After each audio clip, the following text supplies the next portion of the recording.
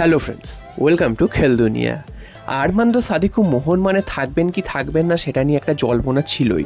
তো যেটা শোনা যাচ্ছিল আরমান্দো সাদিকুকে হয়তো মোহনবাগান ছেড়ে দেবে, কারণ আরমান্দো সাদিকুর এই মরশুমের খেলা মোহনবাগান সমর্থক এবং কর্মকর্তাদের কিন্তু একদমই ভালো লাগেনি। মানে তার থেকে যা প্রত্যাশা ছিল সেই অনুযায়ী তিনি কিন্তু পারফর্ম করতে পারেননি। তো তাই জন্য মরশুম শেষ হওয়ার আগে থেকেই জল্পনা ছিল যে আরমান্দো সাদিকু হয়তো মোহনবাগান ছেড়ে দেবে। কিন্তু এই মুহূর্তে একটা নতুন খবর উঠে এসেছে এবং যেটা কিন্তু আরমান্দো সাদিকু নিজেই জানিয়েছেন তার একটি পোস্টে। সেখানে সেই পোস্টে দেখা যাচ্ছে এই মরশুমে তিনি কী জিতেছেন তার জন্য তিনি থ্যাঙ্কস দিচ্ছেন সমর্থকদের, এবং তার নিচের লাইনে লেখা আছে যে পরের সিজনে আবার সমর্থকদের সাথে দেখা হবে। তো এখান থেকেই পরিষ্কার হয়ে যাচ্ছে আরমান্দো সাদিকুকে কি মোহনবাগান পরের মরশুমে আবার রেখে দেবে, সেরকমই কিন্তু ভাবনা চিন্তা রয়েছে। কারণ আরমান্দো সাদিকুর পেছনেও মোহনবাগান অনেকগুলো টাকাই খরচ করে এনেছিল এবং তার সাথেও কিন্তু 2-3 বছরের চুক্তি হয়েছিল। তো এই মুহূর্তে আরমান্দো সাদিকুকেও যদি ছেড়ে দিতে হয় সেক্ষেত্রে একটা বিরাট পরিমাণ ট্রান্সফার ফি দিতে হবে, বা ট্রান্সফার ফি কম্পেনসেশন দিতে হবে মোহনবাগানকে। তাই জন্য যেটা মনে হচ্ছে আরমান্দো সাদিকুকেও হয়তো মোহনবাগান ধরে রাখবে। তার পারফরমেন্স আশানুরূপ না হলেও এই কারণেই হয়তো মোহনবাগান তাকে ধরে রাখবে। এবং আরমান্দো সাদিকু কিন্তু সেই পোস্টটা নিজেই করেছেন এবং সেই পোস্টেই কিন্তু এটা দেখা গেছে যে আরমান্দো সাদিকু আরও 1 বছরের জন্য তিনি কিন্তু মোহনবাগানেই খেলবেন। তো দেখা যাক শেষ পর্যন্ত আর অন্য যদি কোনো ঘটনা ঘটে সেক্ষেত্রে আলাদা ব্যাপার, যদি তাকে ছেড়ে দেয় বা অন্য কোনো ক্লাব নিয়ে নেয় সেটা তো অন্য ব্যাপার। তো এই মুহূর্তে আরমান্দো সাদিকু নিজের পোস্টেই তিনি জানিয়ে দিয়েছেন যে তিনি মোহনবাগানে আরও 1 বছর বা পরের মরশুম তিনি খেলতে চলেছেন। এরপর চলে আসি আরও একটা খবরে, সেটা হচ্ছে মোহনবাগানের প্রায় কনফার্মের পথে আরও একজন প্লেয়ার, তিনি হচ্ছেন জিকসন সিংকে মোহনবাগান অনেকদিন ধরে টার্গেট করেছিল এবং তোমরা জানো যে সিজন শেষ হওয়ার আগে থেকে এই প্লেয়ারটির দিকে মোহনবাগানের নজর ছিল।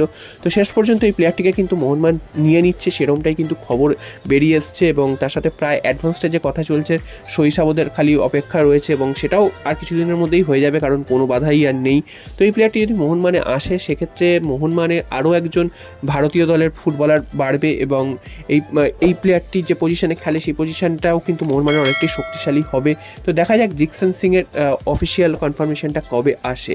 আর সবশেষে চলে আসি আরও একজনের কথায়, যেটা হচ্ছে প্রত্যেক দিনই নতুন নতুন বিদেশি নিয়ে কিন্তু খবর বেরিয়ে আসছে।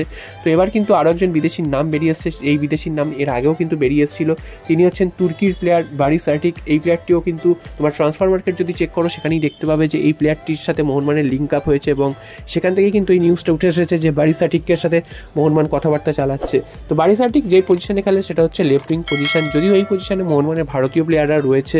তো এখানে কতটা প্রয়োজন একজন বিদেশি সেটাও কিন্তু একটা প্রশ্নের মুখে। তবে এই লিঙ্ক আপটা যেহেতু উঠে এসেছে তোমাদের জানিয়ে দিচ্ছি, হয়তো প্লেয়ারটি আসবে না বা হয়তো এটা একটা ট্রান্সফার রিউমার হিসেবেই রয়েছে।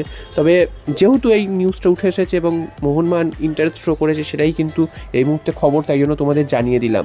তো প্লেয়ারটির বয়স 29। তো এই প্লেয়ারটির কিন্তু মার্কেট ভ্যালু 8 কোটি টাকা, যদিও তার স্যালারি কিন্তু অত বেশি হবে না। এবং এই প্লেয়ারটির বুন্দেশলিগা 2-তে খেলার অভিজ্ঞতা রয়েছে, অর্থাৎ জার্মানির লিগে খেলার অভিজ্ঞতা রয়েছে এবং টার্কির ন্যাশনাল টিমের হয়েও তিনি খেলেছেন। তো বুঝতেই পারছো এই প্লেয়ারটি অভিজ্ঞতা সম্পন্ন প্লেয়ার, যদি মোহনবাগানে আসে সেক্ষেত্রে তো ভালোই হবে। যদিও এসে পারফরমেন্স করাটাই আসল কথা, কারণ জেসন কামিংস বা আরমান্দো সাদিকুরকেই দেখা গেছে যে তারা পারফরমেন্স করতে পারেননি, তাদের প্রত্যাশা কিন্তু অনেকটাই বেশি ছিল। তো এরকম ধরনের প্লেয়ার আসার আগে অতটা লাফালাফি না করে আগে মাঠে নেমে পারফরমেন্স করুক, তারপরে কিন্তু বোঝা যাবে প্লেয়ারগুলির মান কেমন। তো দেখা যাক শেষ পর্যন্ত বারিস আটিক মোহনবাগানে আসেন কিনা। যদিও এটা রিউমার পর্যায়েই তোমরা ধরতে পারো, এটার হয়তো কোনো অ্যাডভান্স স্টেজে কিছু নাও হতে পারে। তো যেহেতু নিউজটা উঠে এসেছে তাই তোমাদের জানিয়ে দিই।